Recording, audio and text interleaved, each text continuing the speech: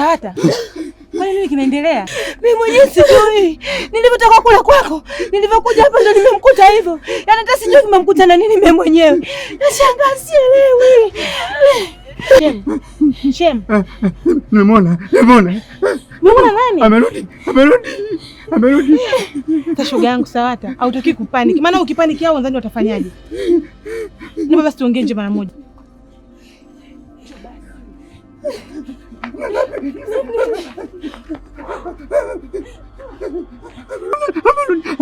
Jamani niko hapa na mimi. Amerudi. Sioni mama mjema kuna nini kwani?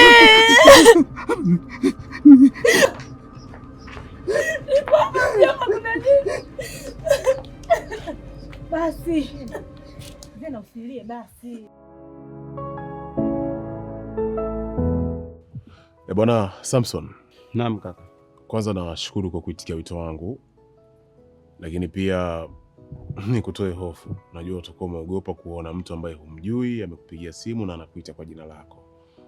Mimi naitwa Adam.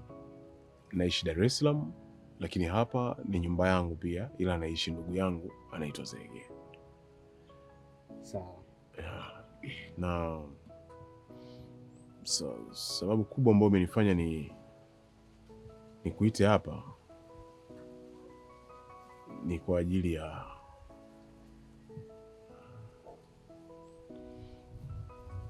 ya Tamara. Tamara? Kaka, unamfahamu Tamara? Yuko wapi Tamara? Yuko wapi? Unajua namtafuta sana huyu mtu. Kaka, niambie basi kweli, niaminishe basi. Ngoja kwanza, unamtafuta kwa heri au kwa shari? Ni kwa heri kabisa kakaangu. Namtafuta Tamara. Yaani sifanyi chochote bila Tamara. Umemwona wapi? Kama ni kwa heri sawa. Kwani ni nini ambacho kilitokea kati yako wewe na Tamara? Ni wivu tu kakaangu. Ni wivu, lakini kama hautojali mimi naomba tu nimuone kwanza, nitakuhadisia. Yaani ungeniambia kwanza ilikuwaje? Unajua Tamara, siku moja kabla ya kuachana naye tulipishana kidogo kauli. Si unajua wanaume tunapitia mambo mengi sana kakaangu, hasa kwenye sekta ya utafutaji. Kwa sasa nimerudi nyumbani pale, akawa kama anaongea sana maneno mengi dharau. Mimi nikashindwa kuvumilia ile hali, nikakuta kwamba namfukuza nyumbani. Lakini nimejutia sana kumfukuza nyumbani Tamara, kwa sababu bila yeye mimi siwezi kakaangu. Na ni kweli kabisa, bila wanaume hatuwezi. Unajua kaka, hawa wenzetu jinsia tofauti na sisi kidogo wameumbwa tofauti.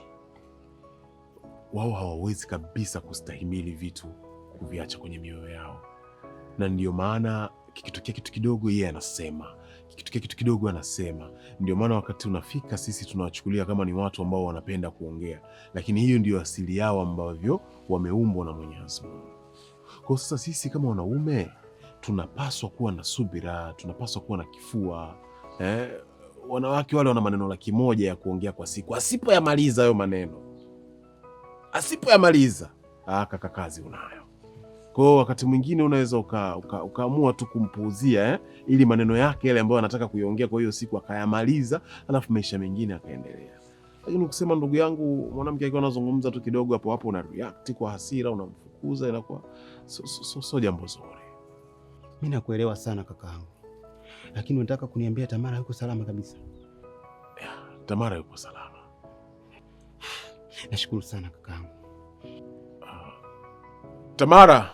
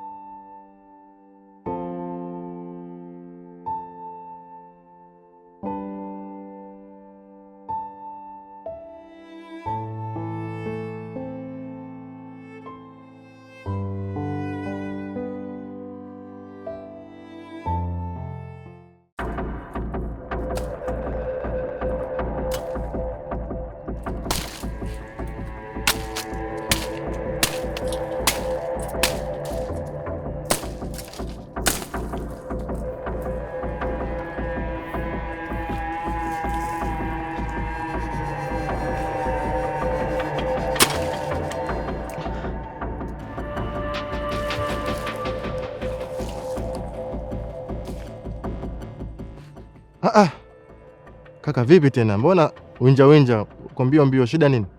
Fifi. Gendauka. Fifi.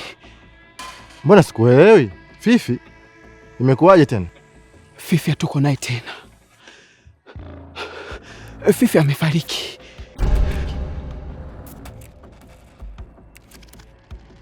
Nini? Huwezi amini.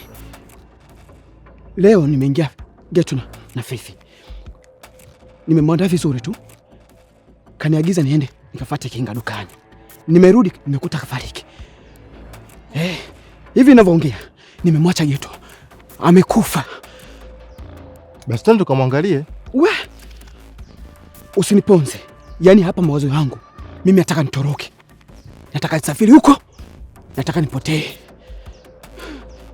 Kwa hiyo mimi nakuaga tu kama rafiki yangu. Mimi naondoka. Ukifanya hivyo utakuwa unakosea sana kaka. Ushauri wangu mimi nakupa. Twende tukamwangalie, alafu tukatoe taarifa polisi. Sasa huo ni msala. Mimi nakimbia msala. Hapana. Kaka, haukamatwi.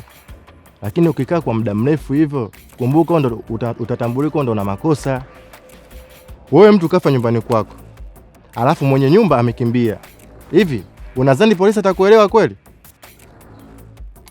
Twende bwana tukamwangalie. Kweli Kweli, ndio, twende. Lakini naogopa.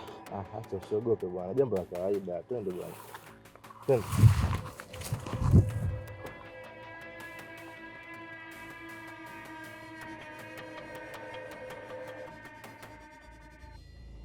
Ndio bosi. Sawa, haina shida, nimekuelewa. Sawa, asante. Zege. Msimi ofisini. Unasema kwamba mtu ambaye nilikuwa nimemwacha ameshaondoka, kwa hiyo nataka nirudi kuendelea na kazi. Sawa. Nadhani Mungu akupanga iwe hivyo. Kama Mungu akipanga itakuwa. Ila kwa sasa uingie tu kazini, kwa maana kazi ni muhimu sana. Sasa speak of jambo ambalo lilikuwa limenileta hapa. Mimi naona kwa vikwazo ambavyo vimetokea hakuna haja kuliforce kuendelea nalo. Kwa hiyo nitasitisha swala la ndoa na wakati mwingine nitarudi kwa ajili ya kukamilisha hilo. Ni kweli.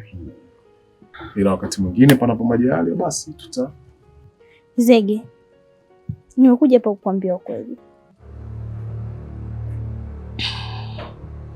kwamba Zena sio mwasirika na hana ukimwi. Nilisema vile kwa sababu nilikuwa nataka kuolewa mimi na sio Zena, na pia nilikuwa namuonea wivu kwa sababu kila mwanaume hapa kijijini nilikuwa namtaka yeye. Nimeona niseme ukweli tu. Naombeni mnisamehe.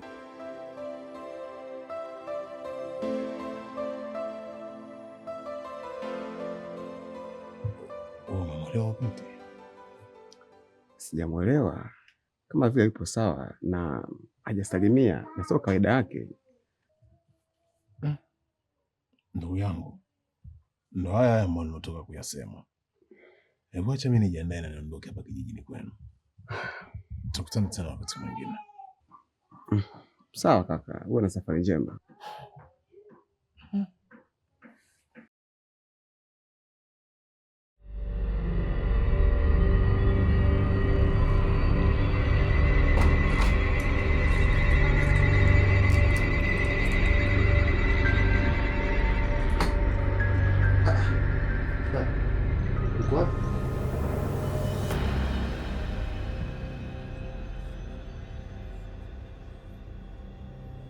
Mbona shangaa sana, yuko wapi? Mmenitoa mkoko kule mpaka sasa hivi hapo, yuko wapi?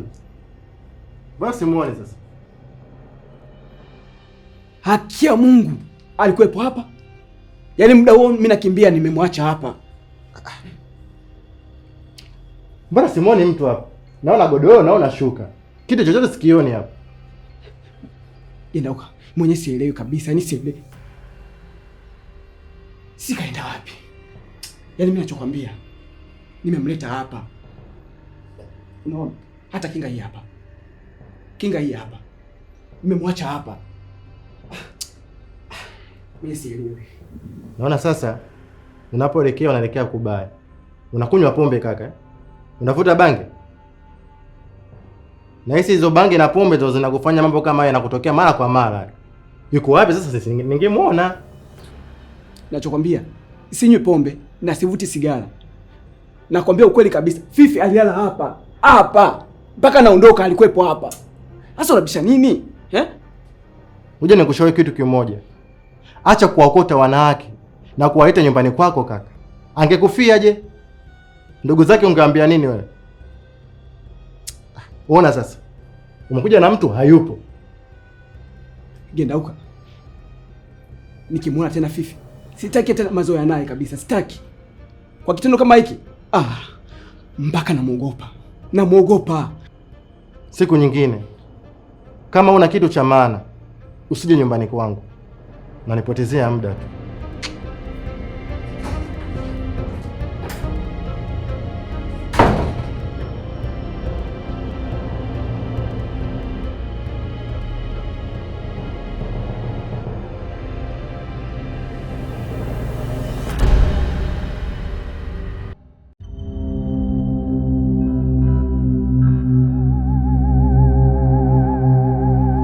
Baba, unafanya hivi ndugu yangu? Wewe mwana mume zangu jue. Tulia. Wewe unafanya hivi? Kaka. Tulia. Sielewi jamani, sielewi. Fifi, vipi? Zina, nimekuja hapa kukuambia ukweli. Ukweli gani? Mimi ni mtu ambaye nikopo na kuonea wivu katika mahusiano yako. Kwa sababu hapa kijijini kila mwanaume nikopo na kutaka wewe. Kwa nikopo na kuonea wivu na kufanyia fitna. Sikuelewi Fifi, unanichanganya. Unajua kabisa nipo katika matatizo. Unanivuruga, hebu nielezee. Na sio kilaka tu. Hata yule mwanaume aliyetoka mjini na kuja kuna kutaka kukua. Nilikuwa nataka kukugombanisha naye. Wewe, umekutwa na nini? Mbona sikuelewi? Kwa kifupi, nilikuwa nataka niharibu maisha yako yote. Nimekuja kukuambia ukweli leo. Naomba unisamehe. Sikuelewi, ukweli gani? Fifi. We Fifi. Unanifunga kamba? Mimi nimekuwa mwizi? Kwani unanifunga? Kwani unanifunga? Tunakufunga kwa faida yako, mmeangua tulia. Faida nini sasa? Hapana, kuna sababu za kupeleka. Unanipeka wapi? Kule. Shem, kwa basi mtulivu. Mimi nimekuwa mbuzi sasa. Unanifunga hivi? Tulia kaka, tulia. Wewe kaka. Taratibu, tulia. Ukumbuki ndugu yangu. Sawa kaka, tulia. Wewe kunifanya hivi? Wewe kunifanya hivi? Nataka kukusaidia. Hawa wanawake hawa. Sawa. Hawa wanawake hawa. Ni wa kiume mwenzio niko. Sawa, sasa ndo nini unaweza kufanya? Unataka kumla peke yako kweli? Jamani, hebu niacheni basi.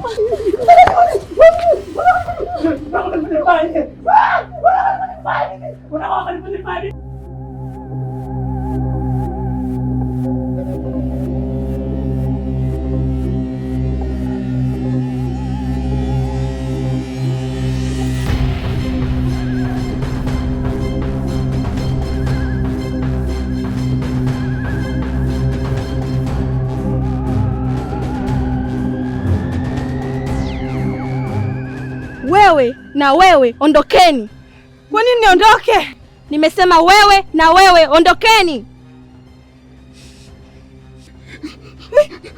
Huyu ili apone natakiwa aseme ukweli. Asema ukweli gani mganga?